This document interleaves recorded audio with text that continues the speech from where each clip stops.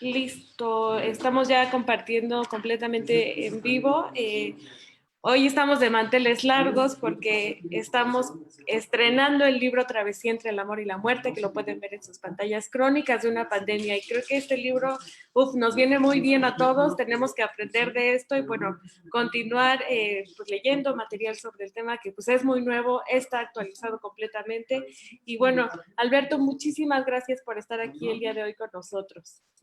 Gracias a ustedes, a Pilar, Antonio y a todo el grupo editorial. Bueno, para iniciar voy a leer brevemente tu semblanza. ¿Sí? El día de hoy estamos con Alberto Palacios Boyd. Él es jefe del Departamento de Inmunología y Reumatología en el Hospital Ángeles del Pedregal en la Ciudad de México. Ha sido profesor de Medicina y de Bioética en la Universidad Nacional Autónoma de México, UNAM, así como titular de pregrado en varias universidades privadas. Además, ha participado en numerosos congresos nacionales e internacionales como profesor invitado. Ha publicado diversos trabajos en revistas indexadas, 6 libros de divulgación científica, 49 capítulos en libros de reumatología, medicina interna, psiquiatría y neurología, entre otros. Y pues bueno, además tienes muchísima experiencia en este tema y por favor cuéntanos este libro, cuál ha sido su proceso, qué es lo que tú seleccionaste, porque hay mucha información para sacar ahorita, pero cuéntanos de qué va este proyecto, sabemos que es muy importante para ti y más importante para nosotros que nos necesitamos informar.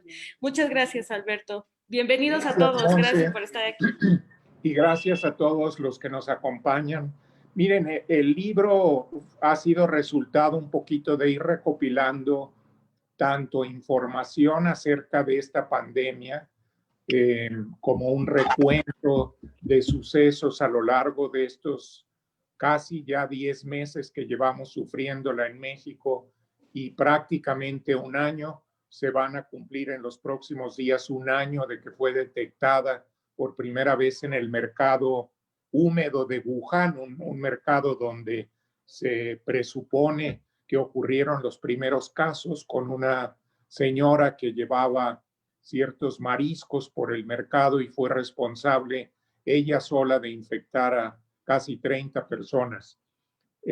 Lo que hemos aprendido en este tiempo es acerca de las plagas, debo decir, es algo que nos ha ayudado a entender mucho más lo que ha ocurrido en la humanidad con las plagas previas. Esta plaga en solo un año nos ha enseñado una barbaridad de información, nos ha permitido entender esta pandemia, los fenómenos de contagio, la manera de prevenir, la manera de incidir en lo que se ha dado en llamar el aplanamiento de las curvas. Y por otro lado, nos ha enseñado nuevamente la enorme fragilidad que como seres humanos tenemos frente a los microorganismos que nos rodean y frente a las variaciones del medio ambiente. Mi libro, además de hacer un recuento no detallado, no puede ser detallado y menos después de haberlo terminado hace 3 meses, pues todavía han ocurrido una serie de fenómenos que no pudieron aparecer en el libro y seguirán ocurriendo, pero sí hay información técnica en algunos de los apartados y también hay historias que yo he tomado un poco de mis experiencia con pacientes, otro poco de comentarios y acercamiento con colegas, algo más de la tristeza de ver mi ciudad, mi país, mi mundo afectado por una nueva epidemia que está causando muertes en proporciones que no anticipábamos y que tenemos que seguir sufriendo, esa es la palabra, en las próximas por lo menos 10 a 15 semanas antes de que veamos una vacuna que más o menos reduzca el índice de contagios. Este virus, como todos ustedes saben, porque lo han leído y lo han escuchado, es uno de los 7 coronavirus que afectan al ser humano. 4 de ellos causan el catarro común. Los 3 más recientes que han causado estragos porque causan una neumonía muy grave son el SARS-1, que ocurrió ya hace más de 15 años, el MERS, el virus del Medio Oriente, y ahora este SARS-2, bautizado así justamente porque teníamos el precedente del otro coronavirus. A diferencia del primer coronavirus que tenía un índice de letalidad de 10.9%, eso hizo que no se diseminara tanto. Es interesante y triste decir que cuando un virus es muy mortífero, pues naturalmente se contiene más fácilmente porque no alcanza proporciones grandes de gente antes de morir. Los reservorios naturales somos los seres humanos. Este virus que nos aqueja actualmente tiene un índice de mortalidad de 0.5 a 1.2%, es decir, 10 veces menos que su antecesor SARS-1. Y si ustedes piensan, por ejemplo, en ébola o Marburg, el índice de mortalidad del ébola y del Marburg anda en el orden del 80 o 90%. Tan rápido se muere la gente que el virus puede ser contenido porque los casos se limitan a los que mueren muy rápidamente. El SARS-CoV-2 no, es un virus que se disemina sin matar a una gran cantidad de gente en términos estadísticos, pero en términos numéricos, a medida que se ha diseminado por el mundo, pues hoy sabemos que estamos cerca de 1,5 millones de muertes, estas que han sido diagnosticadas apropiadamente y probablemente un número mucho más grande de los que no se han diagnosticado a tiempo, como sucede lamentablemente en nuestro país, donde las estadísticas y la información oficial distan mucho de ser lo que esperaríamos. Mi libro, entonces, además de dar esta información técnica que les acabo de mencionar en términos generales, relata historias de las que yo he sido partícipe, copartícipe, o que yo mismo he inventado a la luz del conocimiento que tengo de mi ciudad y de mis pacientes y mis ciudadanos. Algunas historias son esperanzadoras, algunas otras trágicas, algunas de ellas reflejan la singularidad de sufrir una pandemia y de tener que ver enfermos moribundos y sacarlos adelante. Y en este momento aprovecho para hablar muy elogiosamente de mis colegas en la primera trinchera de defensa, residentes, alumnos de pregrado, médicos de medicina crítica, anestesiólogos, enfermeras, camilleros, todos ellos que han estado entregando muchas veces su vida, y sabemos que México es un país donde la mortalidad de el personal de salud es considerablemente alta, lo cual habla de nuestra ineficiencia para proteger a los que nos protegen. Y creo que es momento de decir que gracias a ellos, los que estamos aquí podemos hablar y estar vivos y sonreír y esperar a que llegue la vacuna. Creo que el libro además les va a dar una perspectiva no solamente de lo que ha pasado en estos últimos meses, sino también de lo que esperamos. Yo añadí además al final del libro un recuento de la literatura pertinente acerca de las plagas, muchas de ellas referidas hacia la peste bubónica, que como ustedes saben fue una de las plagas de la historia mundial que decimaron a la población en el siglo XIV, antes en el siglo VI con la plaga justiniana y más recientemente en el siglo XIX en la India. Ha habido brotes esporádicos de peste bubónica en el mundo, Pero gracias a que se trata, a diferencia de este coronavirus, de una bacteria, pues con el advenimiento de las tetraciclinas y la streptomicina, la infección por Yersinia pestis, la peste, ha sido fácilmente controlada.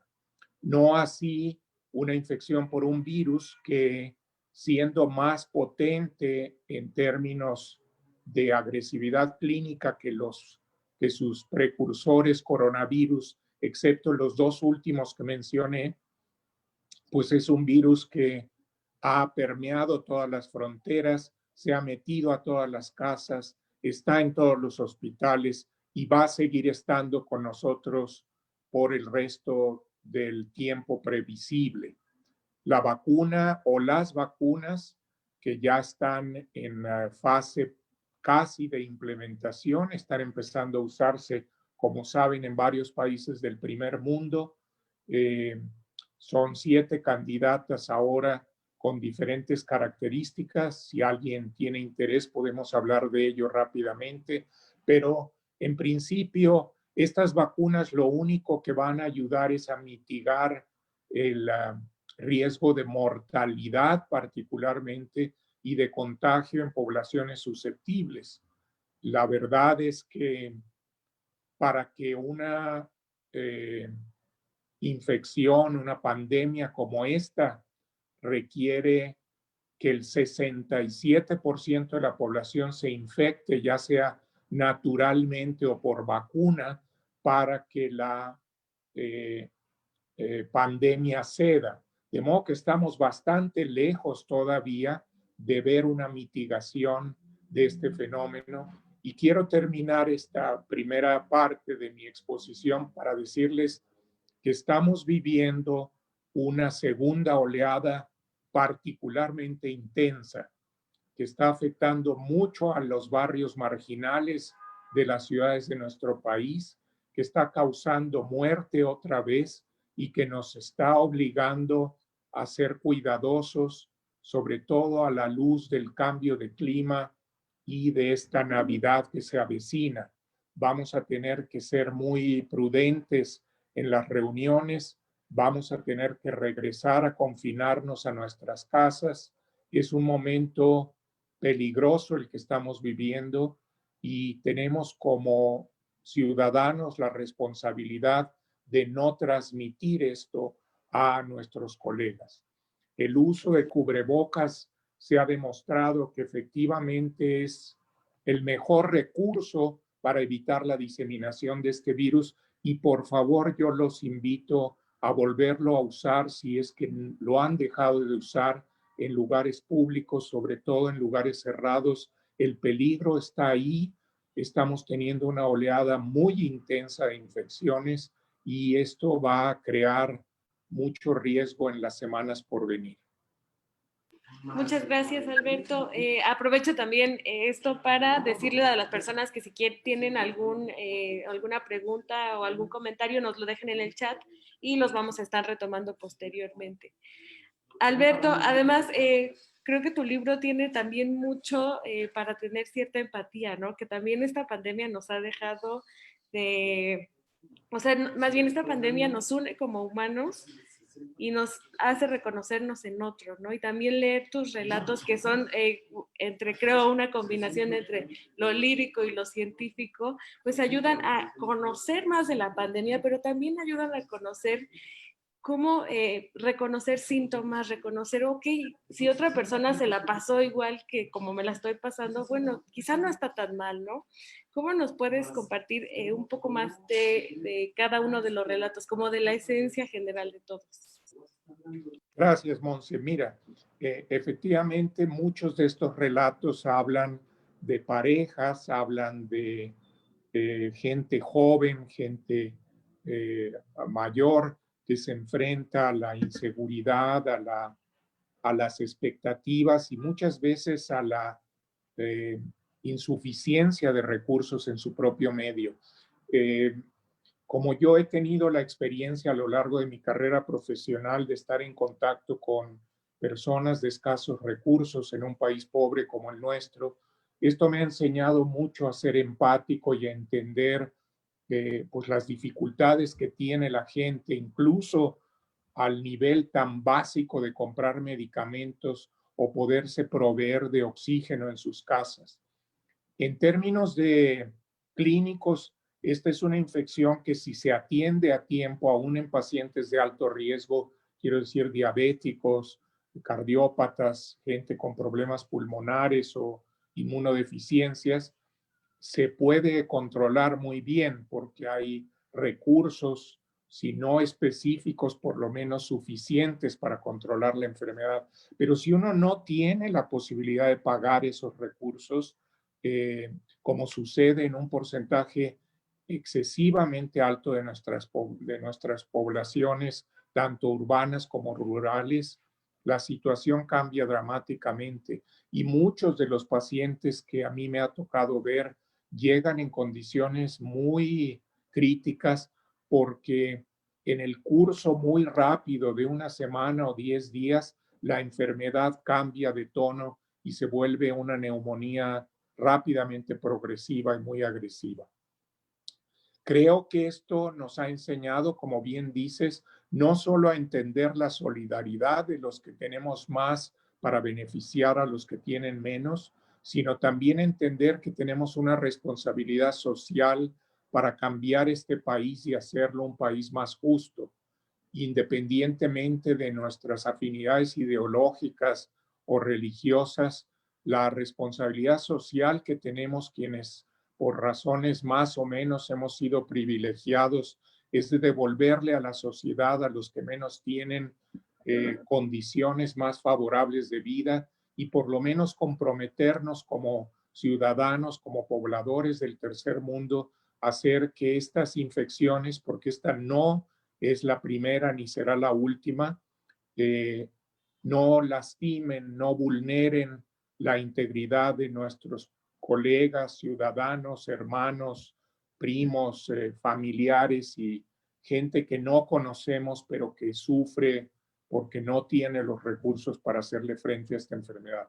Así que mis relatos, que están intercalados con las fichas técnicas a las que me refería hace unos minutos, pues son relatos, muchos de ellos basados en esta experiencia del ciudadano que no tiene otra posibilidad más que ir al seguro social o a una clínica o a un dispensario cerca de su barrio, o que como muchísima gente que yo he visto a lo largo de esta pandemia, lo único que puede es acudir a alguna farmacia cerca de su rumbo, donde hay un médico muchas veces poco calificado, tan asustado como el paciente, que se enfrenta a la insuficiencia de recursos para proveerles de un beneficio. Esto verdaderamente ha sido la realidad trágica de las colonias marginales de la Ciudad de México y estoy seguro que de otras ciudades del país.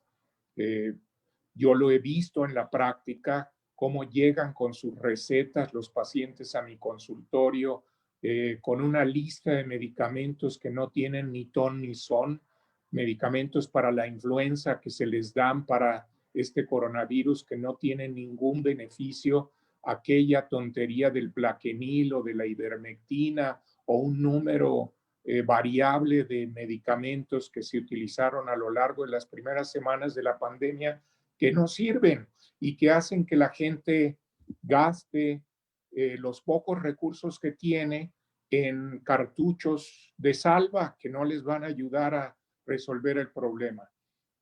No quiero en este momento dar una receta, ni mucho menos, pero sí mi libro toca también estos aspectos y particularmente hace señalamientos respecto de los errores que se cometieron al principio de esta pandemia, tanto en el diagnóstico como en el tratamiento de esta difícil enfermedad. Alberto, y además es muy importante el libro porque hace visibles los procesos. Estamos en un mundo donde tantas cifras y tantos muertos y de repente no tenemos más, ¿no? Más que una información de quizá cómo prevenir, cómo sobrellevarla, pero el proceso de cómo la está pasando más personas afuera y no tan lejos, ¿no? Cada vez vemos que son casos más cercanos, nos espantamos y leer tu libro nos va a ayudar a entender ciertos procesos, porque también hay algunas partes donde mencionas, hay estos pasos y en este paso reconoce que ya tienes que ir al hospital, ¿no? Y eso también nos va a ayudar a pues no pasarla tan mal, ¿no? Bueno, lo hablo también de aquellos que pues, no hemos tenido el virus, pero que puede pasar y que podemos prevenir muchas situaciones. Sí, realmente no es un libro enfocado a dar prescripciones ni indicaciones médicas como tal. Es un libro, como tú lo dijiste, más bien lírico, con algunos apuntes científicos un poco recogidos de la experiencia cotidiana de un médico como yo, que por mi especialidad, sobre todo de medicina interna e inmunología, pues he tenido la posibilidad de ver muchos de estos pacientes a lo largo de los últimos 9 o 10 meses. Sí hay algunas recomendaciones prácticas que tienen que ver con algo que se ha difundido mucho, pero bueno, tenerlos a la mano en un libro no sobra y para mucha gente reconocer los síntomas o reconocer qué manifestaciones conducen a una forma más grave o cuáles son las que hablan de una infección menos riesgosa, también es importante. Yo no me excedí en datos estadísticos, esos los pueden consultar en muchas otras fuentes, desde luego están las fuentes de información de la OMS, del Centro de Control de Enfermedades de Atlanta, del propio gobierno de México, pero vamos, de algunos de estos datos sí yo recogí evidencias prácticas para que mis pacientes tengan la posibilidad de documentarse, tener más o menos una visión de lo que esta infección entraña y cómo hacerle frente, qué cosas hay que desechar y qué cosas sí conviene utilizar. Ya no dio oportunidad por el momento en que lo hemos publicado de hablar de las vacunas. Creo que ese va a ser un tema interesante en el futuro próximo. Ha habido incluso, como nunca faltan, estos voceros de la catástrofe que hablan de que las vacunas nos van a modificar los genes. Es una tontería, eso no va a ocurrir. Estas vacunas están diseñadas para despertar una inmunidad específica, no para cambiarnos como especie y que nos salgan cuernos o cola. La realidad es que siempre en estas plagas, en estas infecciones que ocupan al mundo y sobre todo con un mundo interconectado como el nuestro, pues va a haber gente que aparece hablando aquí de que estas vacunas de RNA se nos van a meter a la estructura genética de nuestros cuerpos y nos van a cambiar y nos van a sacar alas o escamas. Eso, por favor, hay que desecharlo. Las vacunas están diseñadas para despertar una respuesta de anticuerpos y no otra cosa, que sean de fragmentos del virus o de la espícula del virus o del virus total, dependerá un poco de su eficiencia y de la longevidad que nos den de inmunidad. Pero creo que algo que vale la pena señalar aquí, Monse, y para todos, es que es un momento importante para buscar fuentes de información certeras y confiables y olvidar toda esta mala información, toda esta serie de dimes y diretes que aparecen continuamente en las redes sociales o en las informaciones de poca monta o de poca seriedad, donde la gente se pierde y cree que está leyendo algo catastrófico que le va a afectar su vida. Mi libro lo que pretende es dar información veraz, basada en la experiencia personal de trabajar con pacientes y de documentarme todos los días desde febrero de este año hasta el día de hoy respecto de las vertientes que va siguiendo esta pandemia y cómo hacerle frente con información confiable y legítima de buena fuente. Yo no me adhiero, y eso lo saben mis pacientes, a ninguna casa farmacéutica, no tengo beneficios de ninguna de ellas, no me interesa si es una vacuna de una marca o de otra. Yo lo que pienso y espero ofrecerle siempre a mis pacientes es la mejor calidad de atención con los mejores recursos.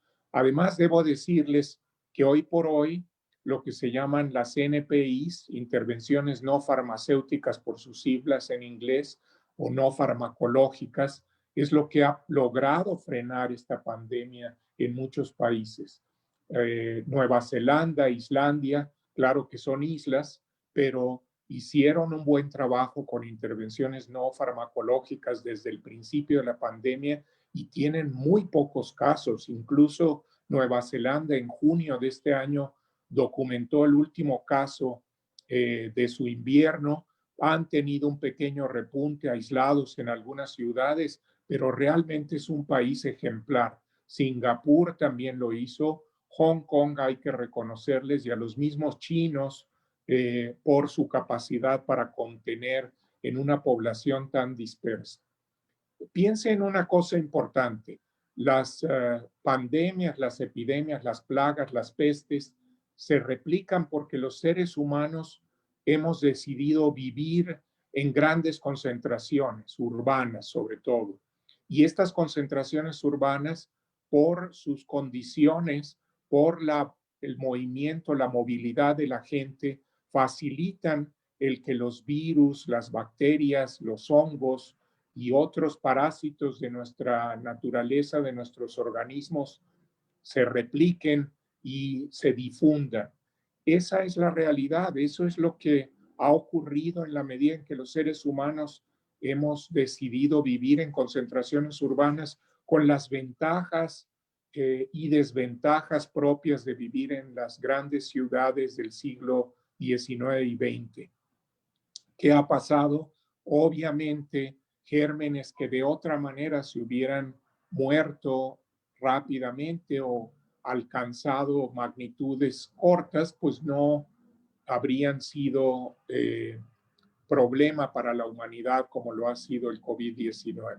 Creo que, por último, debo decir que esta experiencia nos debe enseñar no solo a entender este fenómeno, como tú decías, hacernos solidarios con nuestros congéneres, sino a buscar formas, nuevas formas de integrarnos socialmente que representen menos riesgos. Créanme que el uso de los cubrebocas es algo a lo que nos vamos a tener que acostumbrar en el futuro. Esta pandemia nos ha enseñado que ir a lugares de concurrencia como cines, teatros, conciertos, estadios de deportes, de fútbol, de béisbol, etcétera, nos van a obligar a estar protegidos y mantener una sana distancia, porque de otra manera el proceso de diseminación de cualquier virus, llámese influenza, coronavirus, virus del sarampión, etcétera, va a estar siempre presente y amenazándonos. Gracias, Alberto. Y también dejar de pensarnos individuales y especiales, ¿no? Claro, buen punto. Y bueno, a mí me gustaría reconocerte tres cosas en particular. Sí, felicitarte mucho por este maravilloso libro y también agradecerte mucho porque no sé cómo hiciste, pero salió el libro y estás en primera batalla, ¿no? Te ha tocado pues escuchar muchas cosas y me atrevería a decir que el libro es un cariñito para el alma porque sale justo la pandemia, sigue, no es un libro que salió de reflexiones posteriores, sino que pensábamos que era 3 meses y de repente se van 8, 10, ya uno pierde la cuenta y no es fácil, ¿no? Entonces, como es cosas y que también nos ha cambiado la vida y no sabemos para dónde. Entonces, el libro nos ayuda a reconocer que no somos los únicos, que más personas la vivieron de diferente manera, que no es una competencia y que también nos ayude a ser unidos en un futuro, ¿no? Que no sea nada más de pasó la pandemia y la pasé muy mal y los demás no me importan, ¿no? Sino cada vida, cada persona tiene su propia pandemia, ¿no? Y lo vemos claramente en el libro.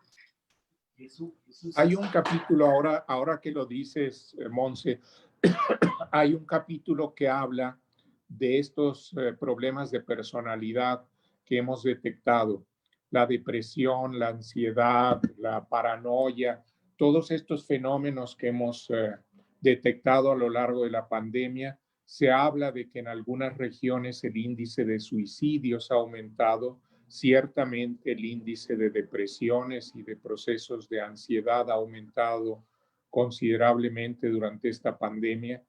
Quizás en las epidemias pasadas, incluyendo la de influenza al terminar la Primera Guerra Mundial, no quizás, con toda seguridad, la comunicación entre regiones era muy esporádica y muy difícil.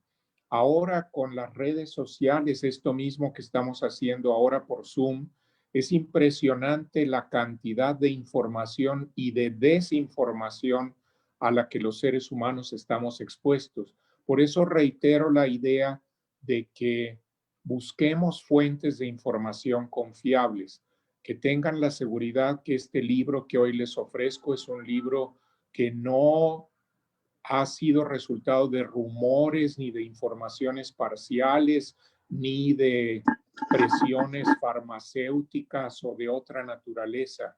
Es un libro escrito con el candor y la buena voluntad de un médico que si no ha estado en la primera línea de batalla, sí ha estado en la segunda y me ha tocado ver muchos pacientes con COVID-19 y muchos pacientes ansiosos por tener miedo de tener COVID-19, muchos pacientes paranoicos y deprimidos por sufrir el aislamiento que esta pandemia nos ha impuesto.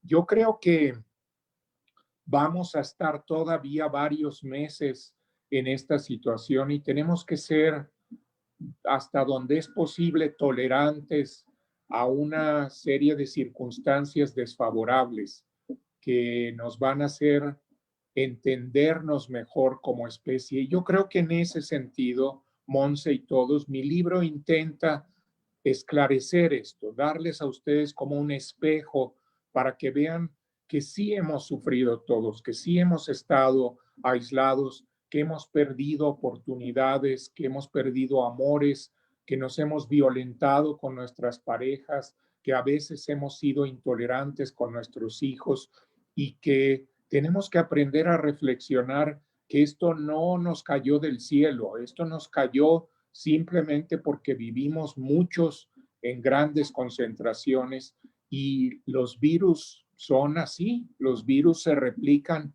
gracias a la facultad de que la gente esté cerca unos de otros y que sin pensar que tenemos que cambiar una actitud y hacernos distintos, sí tenemos que reflexionar muy cuidadosamente cómo queremos vivir nuestras vidas en el futuro, qué valores vamos a tener que rescatar, qué valores emocionales vamos a tener que facultar y ponderar y facilitar, porque son los que nos van a dar calidad de vida y sentido a nuestras vidas.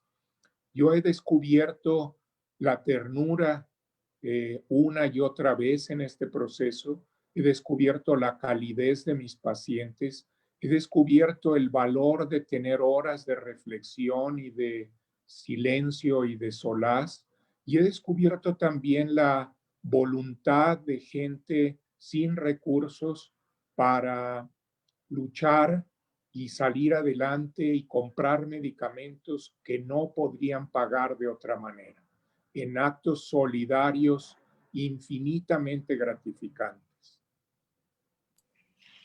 Sí, qué importante lo que dices, porque también nos ayuda a sensibilizarnos con los demás y también hasta con nuestro cuerpo, ¿no? Que hablábamos hace unos meses del libro de las voces del cuerpo, de que era muy importante escucharnos, pero ahorita no solo es importante escucharnos, sino también cuidarnos, apapacharnos a nosotros mismos, ¿no? Porque llegó una pandemia donde y los pulmones, nunca pensamos que teníamos que cuidar los pulmones hasta ahorita, ¿no? Todos desearíamos tenerlos muy fuertes y la realidad es que quién sabe, porque quién sabe cómo nos toque, ¿no? Y a cada uno le da de diferentes formas que es particularidad del virus y también podemos verlo en el libro, ¿no? Cada historia tiene su inicio, su desenlace y sigue, ¿no? No solo son números, también quitarnos esa frialdad de, pues son tantas muertes, ¿no? Porque no nos ha tocado, ¿no?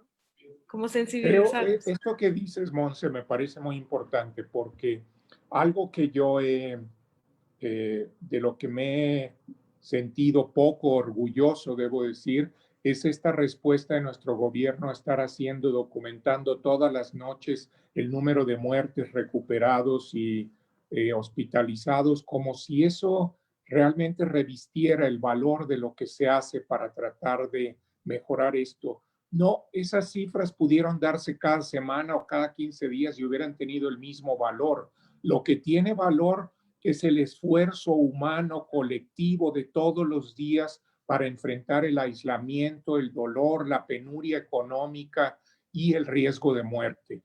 Eso es lo que tiene valor y eso es lo que los seres humanos tenemos que reconocer y halagar.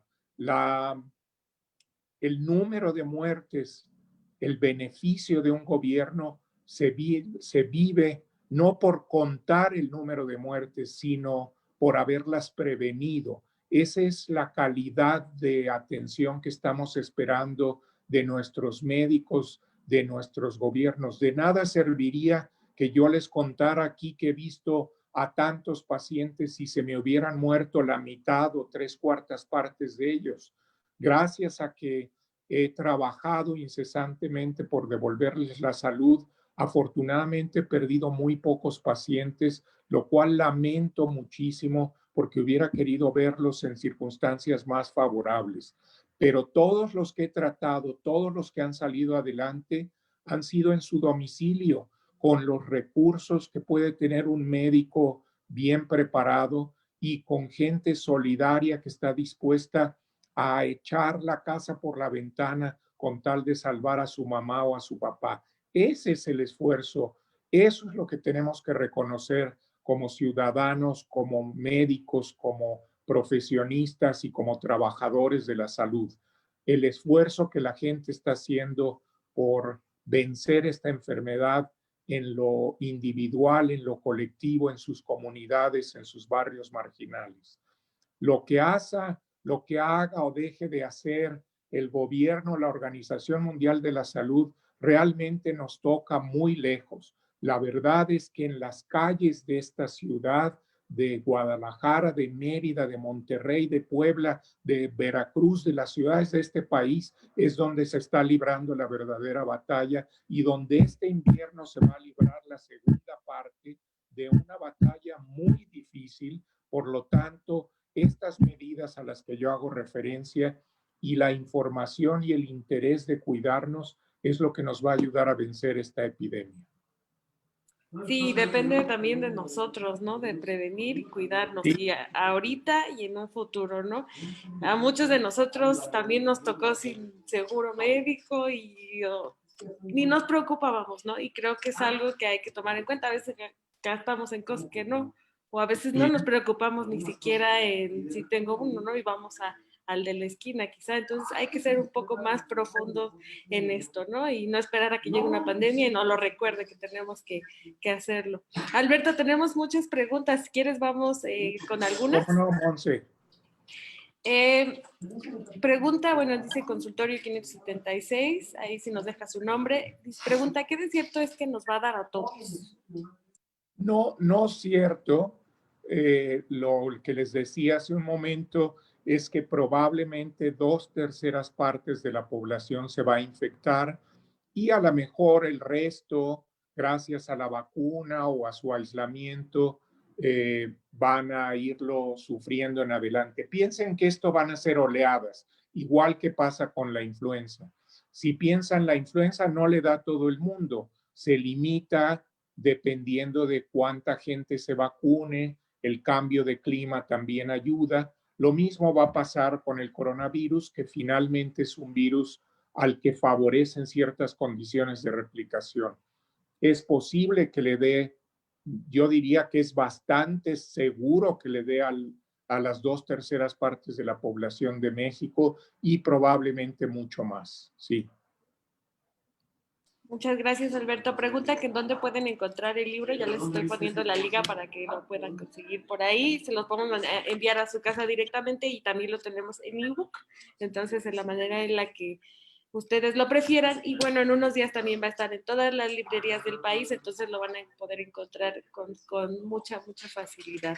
Y Amazon también, que en Amazon se puede conseguir. Ustedes lo envían directamente al domicilio de las personas. Gracias, Monse. Sí, no, pues gracias a ti por escribirlo, Alberto. Tenemos, bueno, mandan unos saludos. Yolanda dice, de acuerdo al calendario presentado por las autoridades, se tendrá la posibilidad de vacunarse hasta finales del próximo año, incluso en el 22. ¿Debemos esperar tanto tiempo a nivel privado o a nivel privado se tendrá acceso? En este momento no tengo respuesta para eso, desafortunadamente. Hoy me entero que la vacuna diseñada por AstraZeneca no confiere una inmunidad suficiente en personas de la tercera edad. Van a echar para atrás eso, van a hacer, perdónenme, es la de Sanofi, Sanofi y Glaxo.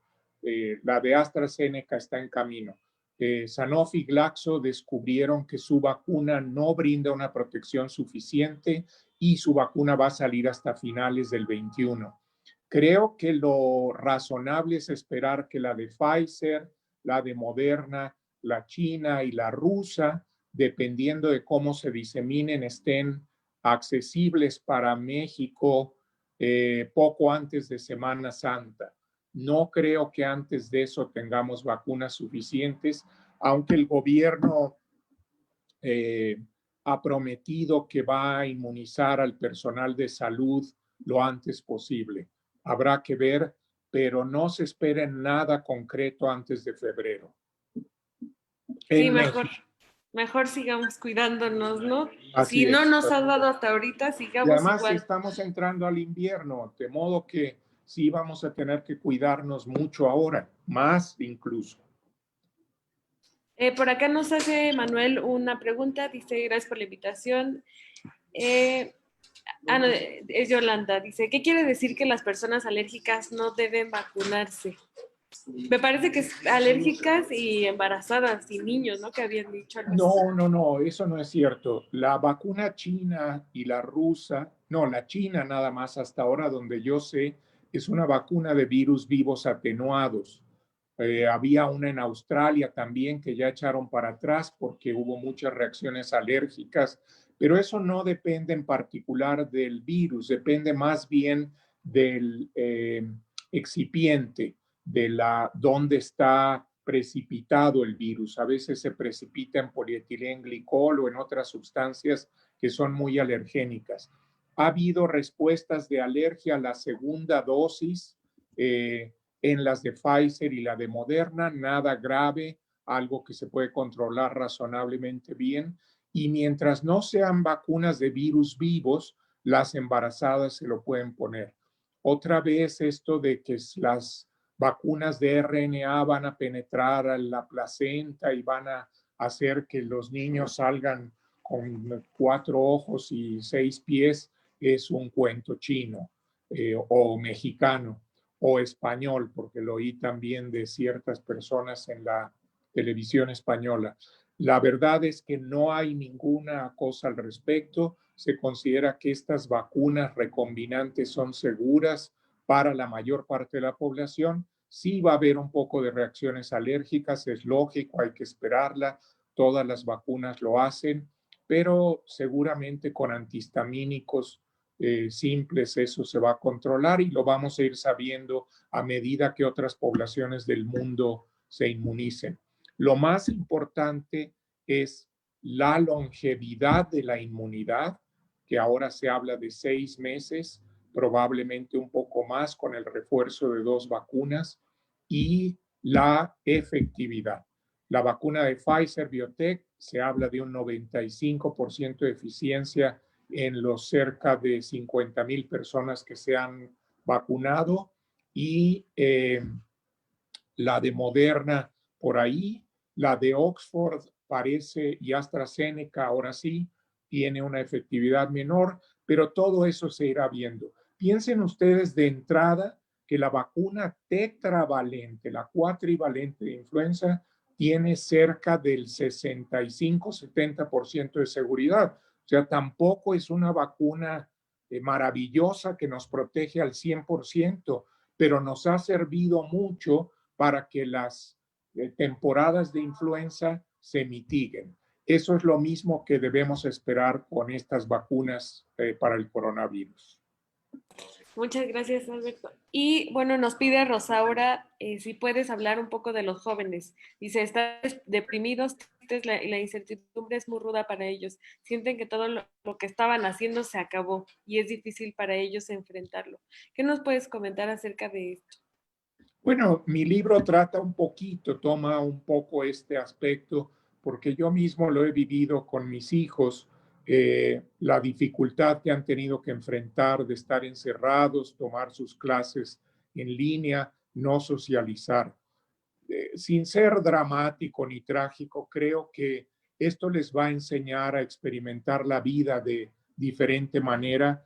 Es cierto que todos tememos que la falta de socialización física presente vaya a tener un impacto en su manera de relacionarse, pero creo que las pantallas, la manera como los papás y las mamás hemos podido mitigar este efecto, no va a ser tan dramático.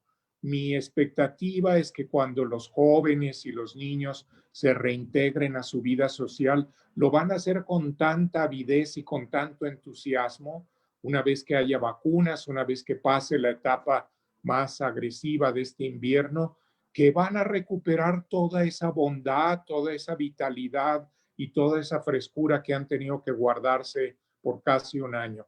No nos asustemos tanto.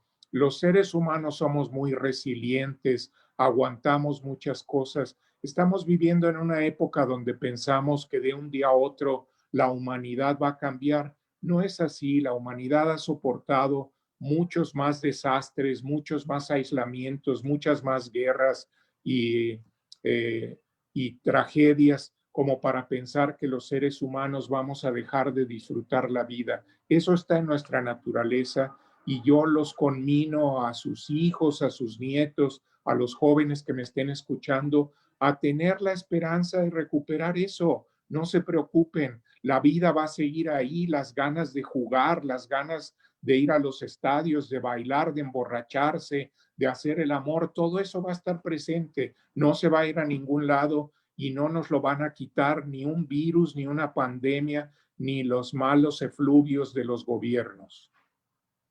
Sí, ¿quién lo iba a pensar, no? Que nos iba a tocar una pandemia y estamos atravesándola Pues es y... una experiencia nueva, pero la vamos a superar como especie, no nos asustemos tanto. Alberto pregunta, Alberto también, dice, en la pandemia han habido historias trágicas y heroicas. ¿Cuáles son algunas de las historias que más recuerdas de este año y que plasmaste en tu libro de alguna manera? Bueno, les hay que recomendarles de una vez que lean el libro. Y sí, ahí están muchas plasmadas, muchas. Eh, Realmente las más heroicas las he oído de parte de residentes en el Instituto Nacional de Nutrición, en particular una residente que presentó en Facebook, una chica a quien yo admiro mucho por cómo enfrentó las primeras fases de la pandemia y transmitió su sufrimiento, su inseguridad y al mismo tiempo su capacidad para vencer sus propios temores. He tenido además la fortuna de ver eh, pacientes de escasos recursos en gran cantidad que han venido a abrazarme después de haberlos curado de una neumonía de focos múltiples, y pedirme permiso para abrazarme en un gesto de ternura y de gratitud que siempre voy a agradecer. Y también he visto familias que han puesto todos sus recursos materiales, humanos, mentales y emocionales para sacar adelante a un solo miembro de la familia infectado con todo el amor de lo que los seres humanos somos capaces. Para mí esos son los héroes de todos los días. Gracias, Alberto. Julio dice, es para mí una agradable experiencia encontrarme con un libro magnífico como el suyo, el cual considero como un híbrido espléndido entre la ciencia y los asuntos de la vida. ¿Qué pueden encontrar en él las personas no relacionadas al área de salud? Básicamente, Julio y todos, el libro no está dirigido a los profesionales de la salud, es un libro de divulgación, es un libro de información, no es un libro técnico y no pretendo que sea un libro dirigido para los médicos, enfermeras y camilleros en calidad profesional. Es un libro dirigido a las personas, escrito para la gente que no sabe de medicina, para la gente que está interesada en entender la crónica de esta pandemia, entender las vicisitudes que todos los seres humanos hemos enfrentado a lo largo de estos meses. No es un libro técnico, no es un libro científico, insisto, es un recuento de experiencias, es un recuento de ficciones, de casos, de documentos, de información para el público en general. Además de que lo vas leyendo y de repente dices, no me ha pasado, pero bueno, cuando me pase igual voy a pensar en esto o igual no he pensado en esto y es ir Esa anotando es la idea, Monse, claro. posibilidades. Tú no eres médico, Monse, tú lo puedes decir, es un libro para ti, para toda la gente que no tiene información médica y quiere documentarse un poco, o para la gente que ya se documentó y lo que quiere es oír las reflexiones de un médico que lo vivió de cerca. Muchas gracias. Por acá están haciendo una pregunta muy técnica, pero igual pues me parece importante. Dice igual consultorio 576, ¿se respeta la carta de voluntad anticipada al entrar a un hospital en estado grave? A Georgina León Siempre, Portilla. siempre. Desde luego, esa es una estrategia diseñada por nuestra Secretaría de Salud de hace ya 2 sexenios y si la voluntad anticipada se respeta, siempre es importante hacerle saber al médico a cargo del paciente o al personal de urgencias o de terapia intensiva, si no se trata de un médico personal, que hay una carta de voluntad anticipada y que los familiares no desean que se resucite a su familiar o se tomen medidas heroicas. Eso ya está documentado y es respetado por todos nosotros como gremio médico en su mayoría, si no en su totalidad. Gracias, Alberto. Bueno, no sé, igual otra pregunta muy técnica y habla sobre la tasa de infección en niños pequeños. Si nos puedes comentar algo de esto. Como ustedes saben, la tasa de infección eh, varía de un virus a otro. En niños pequeños la tasa de infección es del orden del 0.1% respecto de los adultos. Es decir, se infecta un niño, aunque no lo sabemos a ciencia cierta porque muchos de ellos son portadores asintomáticos, por cada 10 adultos, más o menos la proporción anda por ahí. Afortunadamente los niños, por su plasticidad inmunológica, no sufren mucho, si acaso sufren pérdida del olfato, del gusto, un poquito de gripa, algo de fiebre, dolor de cuerpo, pero no más allá de un catarro común, que es lo que ha sido extraordinario de esta pandemia. Los casos dramáticos que fueron reportados en principio en Nueva York de síndromes inflamatorios generalizados.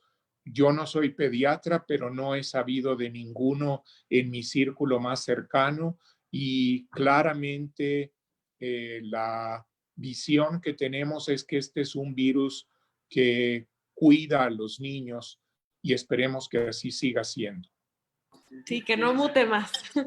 No, no, no. Ahora hay que considerar que los niños, por las características sociales, pues son portadores asintomáticos y como les gusta estar con los abuelos, pues no es una buena política permitir que las escuelas se abran como se ha hablado ya otra vez. Como ustedes saben, en varios estados de Estados Unidos, en varios países de Europa, se han vuelto a cerrar las escuelas porque se considera que son centros de diseminación y de alto riesgo. Gracias, Alberto. Sí, de la Concha es una pregunta que me parece bastante importante e interesante. Dice, ¿cómo influye el factor mental, es decir, la fuerza de la mente, en el proceso de la enfermedad? Bueno, es una buena pregunta porque obviamente la gente ansiosa, deprimida, con paranoia, pues es gente que puede actuar de manera precipitada y tomar acciones que sean contraproducentes para su salud. Por ejemplo, oír demasiadas voces, hacerle caso a los vecinos, desoír a su médico, cosas de este tipo pueden ser deleterias. En términos más metafísicos, si la mente ayuda a mejorar las enfermedades, evidentemente sí. Un individuo que está tranquilo, que enfrenta las cosas con serenidad, que toma los medicamentos, usa el oxígeno a las dosis que se le recomiendan, se mantiene encerrado en casa, está en contacto con su médico, pues es alguien que va a tener una evolución mucho más favorable que alguien que se vuelve loco, se quiere ir al hospital en la primera etapa, quiere que lo intuben porque se siente ansioso y le falta el aire, aunque no esté indicado, etcétera. Para no exponer una situación extrema, se trata básicamente de adoptar una actitud serena, adoptar una actitud segura. Como digo, he insistido a lo largo de esta mañana, hacerse de información confiable y hasta donde las circunstancias lo permitan, confiar en el médico al que le han depositado su salud. Gracias, gracias. Por acá también hablan de Malena Duarte pregunta, conozco personas que aparentemente se han reinfectado. ¿Es posible esto? Se han reinfectado. Se ha hablado de eso. Yo, caray, no estoy tan seguro de que sea el caso, pero existe sí la posibilidad y se acaba de hablar de un caso documentado en reinfección en Brasil hace un par de días, así como se habló de algunos en China y en Hong Kong. Son casos muy aislados. Es difícil tener claro, pero sí sabemos que la inmunidad depende de la intensidad de la infección. Esto es, a mayor sintomatología, una inmunidad más sólida. Por lo tanto, gente que tuvo a lo mejor pocos síntomas puede reinfectarse o puede albergar el virus por un tiempo más largo, por un tiempo más largo y aparecer como una reinfección.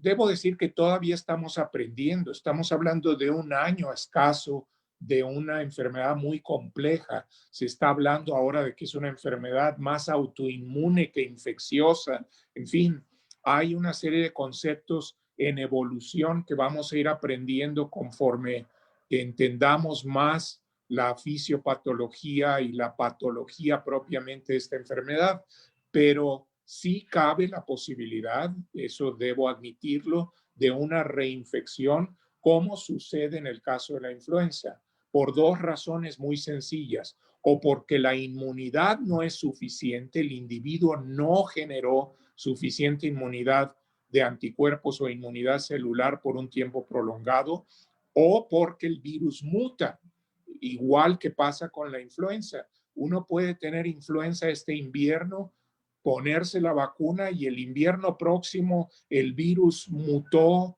radicalmente y vuelve uno a caer con influenza. Afortunadamente, como las vacunas actualmente son tetravalentes, etcétera, pues hay muchos virus y hay una cierta protección cruzada, pero no hay garantía, ya lo dije antes. Una Una vacuna de la influenza protege quizás al 70%, aun cuando sea una vacuna muy fina, tetravalente, producida en las mejores condiciones. Evidentemente, una persona se puede infectar al año siguiente si el virus hace una mutación puntual o una mutación completa. Esto lo sabemos desde hace 200 años. Sí, y este libro también nos ayuda a informarnos qué está pasando ahorita, ¿no? ¿Sí? Vita pregunta bienes raíces, ¿se recomienda algunas vitaminas para tener un sistema inmunológico más fuerte o algo que nos apoye a que la enfermedad no nos llegue tan fuerte? Bueno, la única que ha demostrado hasta ahora un beneficio concreto es el aporte de vitamina D3. Se ha visto que la gente que tiene niveles de vitamina D más bajos tiende a tener un curso clínico más agresivo. Por lo tanto, es la única que puedo recomendar. En cuanto a que si las vacunas mejoran el sistema inmune, esa es otra película que ya comentaremos en otra oportunidad, pero no hay ninguna evidencia concreta al respecto. Gracias, Alberto. Pues yo no sé en qué momento ya pasó una hora. Está muy buena esta plática. Ahorita ya más que preguntas tenemos más bien comentarios. Y les mando un saludo a todos los que están en Facebook también conectados. Muchas gracias por estar aquí con nosotros. Maru dice, sus charlas de COVID nos ayudan mucho para salir adelante. Felicidades por su libro. Ángel Núñez dice, felicidades, doctor. Natalie Smith dice, muchas felicidades. Barigna dice, felicidades, saludos de Julio Maya. Blanca Hernández dice, nos gustó mucho tu presentación, muy clara. Siempre, muchas gracias. Te mandamos un abrazo. Esther San dice, ¿cómo se llama el libro? Travesía entre el amor y la muerte, de Alberto Palacios. Lo pueden conseguir, ahí les dejé la liga, se los voy a poner también en Facebook, en nuestra página, en Amazon, lo van a poder encontrar en unos días en todas las librerías del país, y bueno, estamos trabajando también para que trascienda fronteras. Edgar también dice saludos, doctor. Tenemos más saludos de Connie Katz, Manuel, Marta Roth, Rosaura, Miguel Ángel Pesotti. Dice, ¿dónde puedo comprar el libro si no vivo en la CDMX? También lo vamos a mandar en todo el país, va a estar distribuido en todas las librerías. Eso, Monse, sale. Bravo. Sí, para que, sí, antes de irnos de vacaciones, ese libro tiene que estar en todas las librerías. Y me parece Janet, también dice excelente presentación. Magaña dice, como siempre, toda mi admiración. Silvia también manda saludos. Jorge Oseguera dice enhorabuena. Enhorabuena por el nuevo libro. Pedro Carrillo también manda saludos, muchas felicidades. Saúl, doctor, muchas felicidades, siempre un placer escucharlo. Consuelo López dice, como siempre, excelente lo que viene de usted, querido doctor, desde Texcoco. Adolfo Cristliev dice, muchas felicidades por un libro tan benéfico para nosotros en estos momentos. Yolanda Ortega dice, más que felicitarte, quiero agradecerte por todo el cariño que nos muestras en esta obra. Y creo que toda la humanidad debemos agradecerte, Alberto, porque nos hace falta ese tipo de material, como lo dije hace un ratito, es un cariñito para el alma, que nuestra alma también se encuentra un poco loca, ¿no? Creo que nos va a ayudar mucho. Mauricio dice, con todo este dinamismo esperamos próximamente un libro más que nos mantenga al día. Pues este inicio lo pueden ya ir consiguiendo, tenerlo en casa, compartirlo. Ahora que viene Navidad, pues igual no vamos a ver a nuestras familias, pero pues lo podemos mandar, ¿no? Se los podemos mandar a donde ustedes digan. Y pues Alberto, para ir cerrando esta plática, si no tienen más preguntas y comentarios, alguna reflexión, alguna pequeña historia o prueba que nos puedas dar de tu libro para que todos los que estamos aquí en Facebook se animen a conseguirlo y pues a regalarlo, a compartirlo con todos. Dicen que si un libro no se comparte, no vale la pena, entonces hay que compartirlo por todos lados. Monse, muchas gracias y gracias a todos por su generosa presencia, su cariño, sus halagos y felicitaciones. Me siento muy honrado de tenerlos como amigos, como pacientes.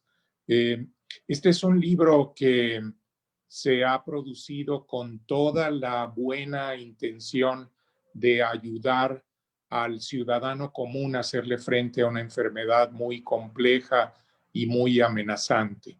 Es un libro para todos, es un libro generoso en términos de información, es un libro cariñoso en términos de las historias que cuenta, con el dolor con el que fue escrito y pensado, con la intención de darle al ciudadano común, a la ama de casa, al compañero de trabajo, al camillero, a la enfermera, a todos los que hemos sufrido de una manera u otra los estragos de esta enfermedad, una oportunidad de ver la vida con más esperanza y con más luminosidad. Es un libro sencillo, es un libro fácil, espero que les resulte ameno, y es un libro que quiero regalarle al mundo con el cariño y la gratitud de un médico que se debe siempre a sus pacientes. Yo lo más preciado que tengo, lo que me ha enseñado más en la vida es el cariño y las enseñanzas de mis pacientes. Y gracias a eso está escrita esta obra y con la intención de devolver en alguna medida ese cariño en forma de reflexiones y de información confiable. Gracias, Alberto. Pues no me queda más que invitar a todos a que lo consigan, a que lo lean y pues también reflexionar. Todos tenemos una crónica, ¿no? Algo que cambió, algo que aprendimos y bueno, en eso estamos. Leer otras crónicas, leer los textos de Alberto nos va a abrir muchos panoramas porque no estamos solos, ¿no? Muchísimas gracias, Monse. Alberto. Gracias a todos los Gracias que a están aquí. todos, gracias a ti, Monse, por una excelente compañía y hacerlo tan amable y tan grato para todos. No, muchas gracias. Y pues les mandamos un abrazo a los que están en Facebook y aquí en Zoom. Muchísimas gracias. Saludos a todos y otra vez gracias por su cariño y su presencia.